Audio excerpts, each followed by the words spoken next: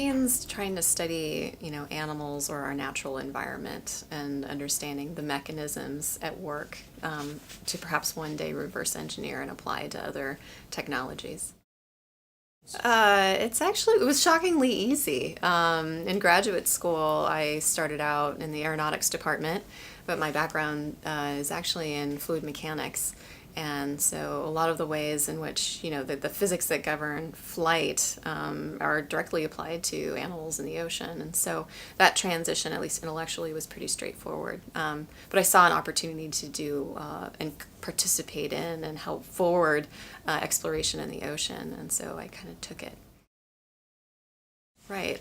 So MBARI, the Monterey Bay Aquarium Research Institute, is located in Moss Landing, California, which is kind of the midway point between Santa Cruz and Monterey. Moss Landing is at the entrance of this deep submarine canyon.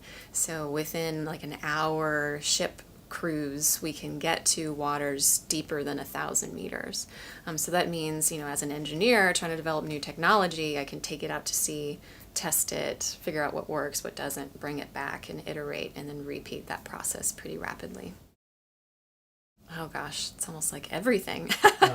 There's been a lot of work done in trying to understand, fish scales or animal skin and drag reduction, and perhaps, using that for underwater vehicles.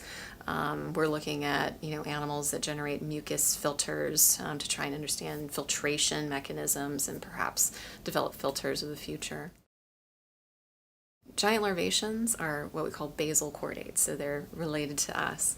And these animals are actually transparent, or nearly transparent. They're gelatinous. And what we're able to do is, using a remotely operated vehicle, we were able to observe them eating plastics, or at least ingesting them into, their guts, their stomachs. And we then collected these animals, and they processed those plastics into fecal pellets, which were negatively buoyant, which means they sank.